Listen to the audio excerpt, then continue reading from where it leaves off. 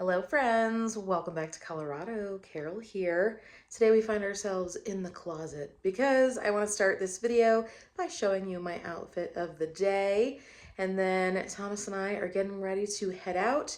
We're gonna go run some errands and I'm gonna take you along with me, and then along the way I wanted to talk with you about my word of the year for 2025. So let's get into it.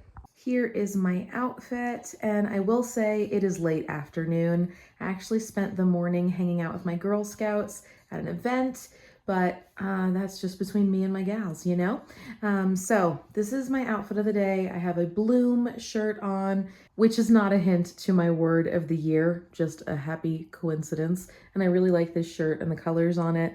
And then I have my black and white polka dot skirt, and then my embroidered socks because they are just so comfortable. And then I have some earrings on.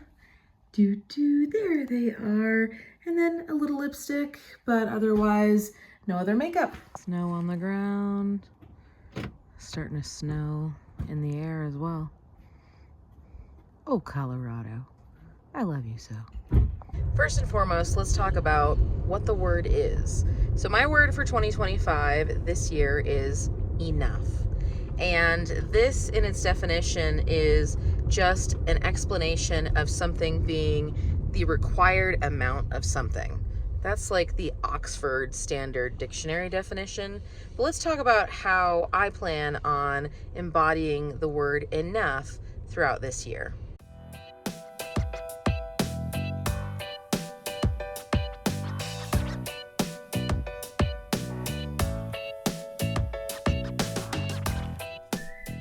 Well, the pharmacy was quite the experience, which leads me into my first topic, which is my physical health and well-being. So for me, 2025 is about loving myself enough to spend an hour at the Walgreens pharmacy waiting for my medications. Yeah, that's how long we were in there. And boy, is there a whole host of things happening. Of course, as we get further into the year, I will talk more about my health, and I don't know, maybe it warrants its own video at this point, but that is how I am utilizing the word enough when it comes to my physical health and well-being. Along with that, I love myself enough to continue going to Pilates and to make that a priority for myself, no matter how crazy my work life can be. Next up on our to-do list is we're gonna head to Barnes & Noble because, y'all, I still need to buy a new calendar for 2025. We have a calendar that we keep in the kitchen and we like to utilize as a family to see like what's going on, and I just haven't bought one yet. And then I went to Dollar Tree and to Five Below and they are completely out of calendars. I did not anticipate that being a problem. So I was like, you know what? This is an opportunity to go to Barnes & Noble and get a cute, really nice calendar because I value our time as a family and my time enough to start holding more firm boundaries into 2025. And so from a personal standpoint with Girl Scouts, this means that when I say I want to do something, I will follow through and do that thing. I am enough to do that. However, when I need to put a boundary in place, I am enough and it is okay to do so. So I'm really going to be working on that. In terms of work, when I am done with work for the day, I am enough that I can turn off my phone and turn off my work apps, and it's going to be okay. This is something that I really, really struggle with, is having that work-life balance. I feel like I used to be better about it, and then when I took on this supervisor role, all of that went out the window, and it's something I want to implement again. However, I can also recognize that there will be times where I need to put in more time, and that is okay too. Along with that, I am going to be using this word enough to remind myself that professionally, I need to stop operating under imposter syndrome because I really do know what I'm doing and I am enough to work towards improving in my professional life.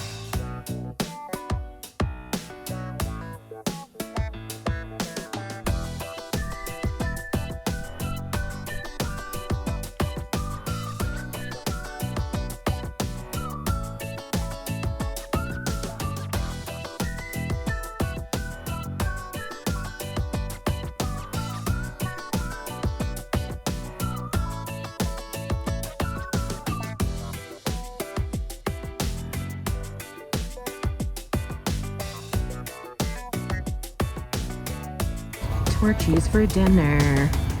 Yes.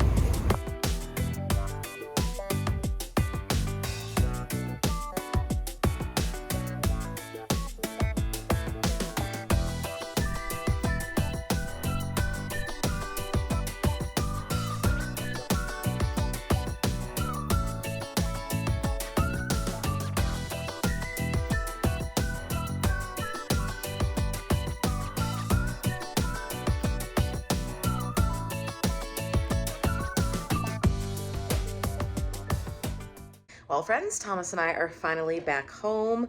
We went to Torchy's Tacos for dinner, and then we went to the movies. We went and saw the Bob Dylan movie starring Timothée Chalamet. It's called A Complete Unknown, and I'm a huge Timothée Chalamet fan in general. I tend to like pretty much every project that he's in, and this movie was no exception. I thought it was really interesting that he was also an executive producer. Good for him, right? Just like getting your hands in the pot in all sorts of different ways. But we are now back home, and so it is time to wrap up what my word for 2025 means to me in terms of financially. And we haven't touched upon that today, but in 2025, what I really want to work on is getting out of a scarcity mindset and into a mindset of I have enough. I have enough financially that we can support our family. I have enough financially that I don't need to be living in a mindset that we don't have enough, that we are in a scarcity mindset. And so how this is going to look, hopefully, is investing more into our long-term investments and investing into our retirement. We would like to pay off the car that we purchased for Melanie in 2024. We would like to continue to build our emergency fund and eventually and hopefully in this year have a fully funded emergency fund, which is 6 months worth of enough money to cover all of our expenses. That would be perfect, right, in an ideal world. And just in general to recognize that I have enough things in my life. And I will never be a minimalist because that's just not my style. But I am planning on doing some no buys this year, which we'll talk about in some upcoming videos. And hopefully I can stick to that because I do have enough of some things. That is for certain. And so we're going to talk about it in the weeks to come. But I wanted to show you what we purchased from Barnes and Noble. Yes, we did get some things. We went in for a calendar and came out with a calendar and 2 books. So not too bad. I mean, Barnes and Noble, it's like a whole love language. Here's what we got from there. I picked up another Emily Henry. This one is Happy Place. Super excited to read this one. I really enjoy her as an author, and I wanted to start 2025 off with an author that I know that I enjoy, so hopefully it'll spur me to continue reading this year. And then this is Want. This is a collection of letters of women's fantasies compiled by Gillian Anderson. So excited to read this one as well. I think that'll be interesting. And then here is the calendar. It is the Explore America 2025 wall calendar. And this is what it looks like inside. So it has a different city highlighted. There are very nice sized squares for me to draw into or write into all the notes and stuff. And I just like the way that it looks. Thought it would look nice in the kitchen. So, like I said, different highlighted cities in each one. I don't even know if any of our cities are here. Ah, yes, Vail. Oh, for December, huh? How perfect is that? Anyway, excited for this one. And with that, my friends, I am going to close out today's vlog. I hope that you enjoyed hearing all about my word for 2025, enough. What are you guys doing for the year ahead? Do you make resolutions? Do you have a word for the year? If so, let's chat about it in my comment section down below. Because, you know, a girl likes to chat and keep up with her friends. You know what I'm saying? I hope that you enjoyed this video. If you did, give it a big thumbs up. And I will see you in my next one. Bye.